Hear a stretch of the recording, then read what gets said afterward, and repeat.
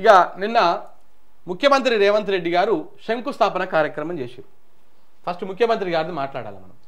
Future city నుంచి అమరావతికి bullet train వేస్తా, 12 లైన్ల గ్రీన్ఫీల్డ్ హైవే నిర్మిస్తా, కేంద్రం కూడా దీనికి ఒప్పుకుంది. ఫ్యూచర్ సిటీలో భూములు పోయిన రైతులు కోర్టుకు పోయినా ఏం లాభం లేదు, ఏండ్లు గడుస్తాయి, డబ్బులు ఖర్చు అవుతాయి, లాయర్లను బతికించడమే అవుతుంది. కోర్టు తీర్పు తర్వాత కూడా రావాల్సిన పరిహారం రాకపోతే ఏం కొనుక్కోలేరు. లిటరల్లీ బ్లాక్ మెయిలింగ్ ఇది. మరి అది ఆయనకు అలవాటే కాబట్టి ఇంకా బ్లాక్ మెయిలింగే చేస్తున్నట్టుగా అర్థమవుతా ఉంది. కోర్టుల దగ్గరకు వద్దు, నా దగ్గరకే రండి. ఫ్యూచర్ సిటీ శంకుస్థాపనలో రేవంత్ రెడ్డి మీర్ ఖాన్ పేటలో FCDAకి శంకుస్థాపన చేసిండు.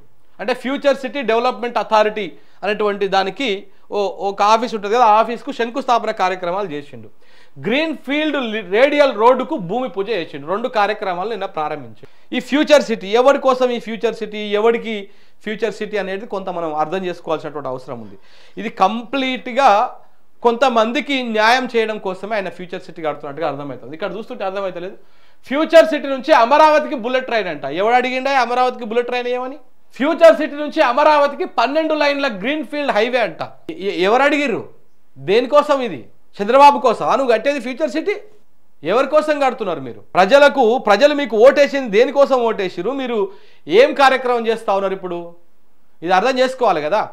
ప్రజలు మీకు ఓటేసింది కాంగ్రెస్ పార్టీ ఇచ్చినటువంటి 6 గ్యారంటీలు అమలు పరుస్తారని నమ్మి, కాంగ్రెస్ పార్టీ ఇచ్చినటువంటి 420 హామీలు వీళ్ళు నెరవేరుస్తారు కావచ్చు, అందులో 0.5% అన్న నెరవేరుస్తారు కావచ్చు అని నమ్మి కాంగ్రెస్ పార్టీకి ఓటేసిరు. తులం బంగారం ఇస్తామంటే కాంగ్రెస్ పార్టీకి ఓటేసిరు.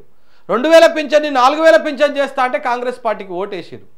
10,000 కేసీఆర్ రైతు బంధు ఇస్తున్నాడు, మేము 15,000 ఇస్తామంటే కాంగ్రెస్ పార్టీకి ఓటేసిరు ప్రజలు, రైతులు. నిరుద్యోగులకు ఏడాది లోపలనే 2 లక్షల ఉద్యోగాలు ఇస్తామంటే కాంగ్రెస్ పార్టీకి ఓటేయించిరు నిరుద్యోగులు. ఇవన్నీ చేసింది కాంగ్రెస్ పార్టీ ఇచ్చినటువంటి హామీల కోసము. ఆ హామీలను నమ్మి ప్రజలు మీకు ఓట్లేసి గద్దెనెక్కిస్తే, మీరు గద్దెనెక్కినాక ఇచ్చినటువంటి హామీలు ఏ ఒక్కటి కూడా నెరవేర్చలే, అది వాస్తవం. అది అలా పక్కన పెట్టేసి నిరుద్యోగులను రోడ్ల మీద పడేసి రైతులను రోడ్ల మీద యూరియా కోసం నిలబెట్టి ఇప్పుడు ఫ్యూచర్ సిటీ కడతా అనిపోయింది మన రేవంత్ రెడ్డి గారు, ముఖ్యమంత్రి గారు.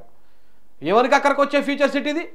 ఉన్న సిటీ హైదరాబాదును, సికింద్రాబాదును కనీసం ట్రాఫిక్ మెయింటైన్ చేయలేనంత అటువంటి దరిద్రమైనటువంటి అడ్మినిస్ట్రేషన్ రాష్ట్రంలో కొనసాగుతూ ఉంది.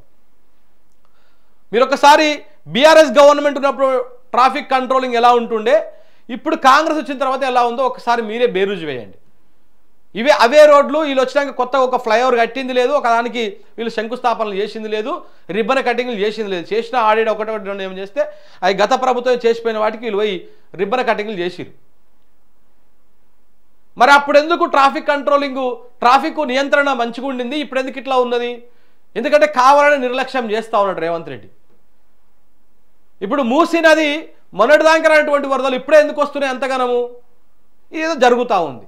ఇవన్నీ కూడా రేవంత్ రెడ్డి గారు ఉన్నటువంటి సిటీని, ఈ 2 జంట నగరాలని సరిగ్గా చూసుకోవడంలో ఫెయిల్ అయిపోయి, నేను ఫ్యూచర్ సిటీ కట్టబోతా ఉన్నా. ఎవరి ఫ్యూచర్ కోసం సార్ మీరు ఫ్యూచర్ సిటీ కట్టేది? చంద్రబాబు ఫ్యూచర్ కోసమా? మీ కుటుంబ సభ్యుల ఫ్యూచర్ కోసమా? లేకపోతే ఆ ఫ్యూచర్ సిటీ పక్కలంగా ఉన్నటువంటి మీ బంధుగణం, మీ బినామీల భూముల కోసమా? మీ భూముల కోసమా? మీ ఆస్తుల రేట్లు పెంచుకోవడం కోసమా? ఆ ఫ్యూచర్ సిటీ ఎక్కడ కడుతున్నారు ఇప్పుడు మీరు? ఫార్మా సిటీ కోసం గత ప్రభుత్వం భూములు సేకరించినటువంటి ఆ భూములలో మీరు ఫ్యూచర్ సిటీ కడుతున్నారు. మీరు ఎన్నికల ప్రచారానికి ఏమని పోయిర్రు? అదే ఈ మల్రెడ్డి రంగారెడ్డిని ఇప్పుడు ఒమ్మన ఆ ప్రాంతానికి పోయి ముఖం చూపేమని ప్రజలకి శప్రదాటలు వేస్తారు మెడల. అంత మండిపోయి ఉన్నారు వాళ్ళు.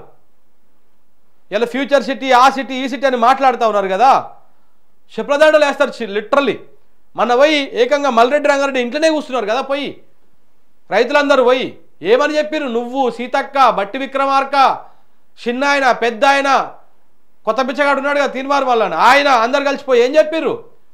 కేసీఆర్ను ఓడగొడితే మీ భూములు తీసుకున్నాడు కదా, గుంజుకున్నాడు కదా, ఆ భూములు మీకు ఇచ్చేస్తామని చెప్పిర్రు.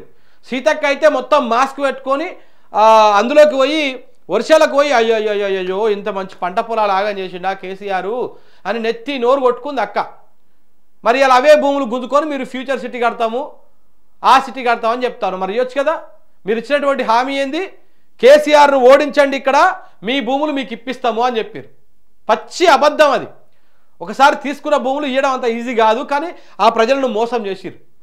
మోసం చేసి గెలిచిన తర్వాత ఇప్పుడు ఆడ ఫ్యూచర్ సిటీ కడుతున్నాం, ఈ సిటీ కడుతున్నాం, మీరు కోట్లకు పోకండి, కోట్లకు పోతే మీ పైసలు పోతాయి, కోట్లు తీర్పులు ఇచ్చినా కానీ నష్టపరిహారం రాదు అంటే కోట్లు కూడా లెక్క చేయవు రేవంత్ రెడ్డి కింద,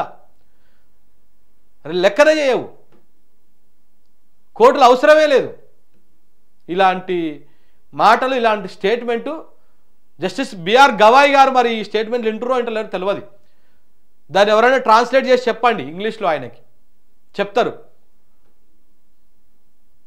కోర్టుల వల్ల ఉపయోగం లేదంట, కోర్టులకు పోవడం వల్ల సమయం వృధా, డబ్బు వృధా, మీకు ఉపయోగం లేదు. మీరేమంటే నా దగ్గరికి రండి, నేనే కోర్టు, నేనే సుప్రీంకోర్టు, నేనే హైకోర్టు, అన్ని కోర్టులు నేనే, అన్ని జడ్జిలు నేనే, నాకు తెలిసినంతగా ఏ జడ్జికి తెలియదు, ఏ కోర్టుకు తెలియదు అని చెప్పేసి రేవంత్ రెడ్డి గారు చెప్తా ఉన్నారు. ఇది ఏంటి అనేది అర్థమవుతలేదు. చూడండి, ఫ్యూచర్ సిటీకి ఈయన శంకుస్థాపన కార్యక్రమాలు ఎక్కడెక్కడికి, అమరావతికి బుల్లెట్ ట్రైన్ వేయడం కోసం, అంటే చంద్రబాబు నాయుడు కడుతున్నటువంటి అమరావతి సిటీకి ఈయన కడుతున్నటువంటి భారత్ ఫ్యూచర్ సిటీకి వేయడం కోసం. దాని పేరే భారత్ ఫ్యూచర్ సిటీ. అక్కడ ఎవరి ఫ్యూచర్ కనపడతా ఉంది? రేవంత్ రెడ్డి కుటుంబ సభ్యులది.